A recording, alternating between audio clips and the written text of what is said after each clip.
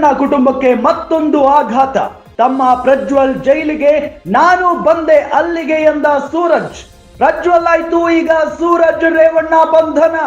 ಯುವಕನ ಮೇಲೆ ಲೈಂಗಿಕ ದೌರ್ಜನ್ಯ ಹಿನ್ನೆಲೆಯಲ್ಲಿ ಅರೆಸ್ಟ್ ಮಾಡಲಾಗಿದೆ.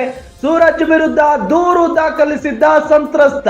ಸೂರಜ್ ವಿರುದ್ಧ ಸೆಕ್ಷನ್ 377 ಅಡಿ ಕೇಸ್ ದಾಖಲಾಗಿದೆ. ರಾತ್ರಿ ಇಡೀ ಸೂರಜ್ರನ್ನ ವಿಚಾರಣೆ ನಡೆಸಿದ್ದಾರೆ ಪೊಲೀಸರು. ವಿಚಾರಣೆಗೆ ಸಹಕಾರ ನೀಡದ ಸೂರಜ್ ರೇವಣ್ಣ, ಹೀಗಾಗಿ ಅಜ್ಞಾತ ಸ್ಥಳದಲ್ಲಿ ಸೂರಜ್ ವಿಚಾರಣೆ ನಡೀತಾ ಇದೆ. ಇದು ಬ್ಲಾಕ್ ಮೇಲ್ ಕೇಸ್ ಅಂತ ಸೂರಜ್ ಹೇಳ್ತಾ ಇದ್ದಾರೆ.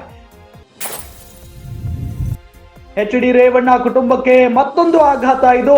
ಈಗಾಗಲೇ ಲೈಂಗಿಕ ದೌರ್ಜನ್ಯ ಪ್ರಕರಣದಲ್ಲಿ ಪ್ರಜ್ವಲ್ ಜೈಲಿಗೆ ಹೋಗಿದ್ದಾಗಿದೆ. ನಾನು ಬಂದೆ ಅಲ್ಲಿಗೆ ಅಂತ ಸೂರಜ್ ರೇವಣ್ಣ ಕೂಡ ಅರೆಸ್ಟ್ ಆಗಿದ್ದಾರೆ. ಈಗ ಯುವಕನ ಮೇಲೆ ಲೈಂಗಿಕ ದೌರ್ಜನ್ಯ ಹಿನ್ನೆಲೆಯಲ್ಲಿ ಅರೆಸ್ಟ್ ಆಗಿರೋದು. ಸೂರಜ್ ವಿರುದ್ಧ ದೂರು ದಾಖಲಿಸಿದಾನೆ ಸಂತ್ರಸ್ತ. ಸೂರಜ್ ವಿರುದ್ಧ ಸೆಕ್ಷನ್ 377 ಅಡಿ ಕೇಸ್ ದಾಖಲಾಗಿದೆ. ರಾತ್ರಿ ಇಡೀ ಸೂರಜ್ ರೇವಣ್ಣ ಅವರನ್ನ ವಿಚಾರಣೆ ನಡೆಸಿದ್ದಾರೆ ಪೊಲೀಸರು. ಆದ್ರೆ ವಿಚಾರಣೆಗೆ ಸರಿಯಾಗಿ ಸಹಕಾರವನ್ನ ನೀಡಿಲ್ಲ ಸೂರಜ್ ರೇವಣ್ಣ. ಹೀಗಾಗಿ ಅಜ್ಞಾತ ಸ್ಥಳದಲ್ಲಿ ಸೂರಜ್ ವಿಚಾರಣೆಗೆ ಒಳಪಡಿಸಲಾಗಿದೆ. ಇದು ಬ್ಲಾಕ್ ಮೇಲ್ ಕೇಸ್ ಅಂತ ಸೂರಜ್ ವಾದ ಮಾಡ್ತಾ ಇದ್ದಾರಂತೆ.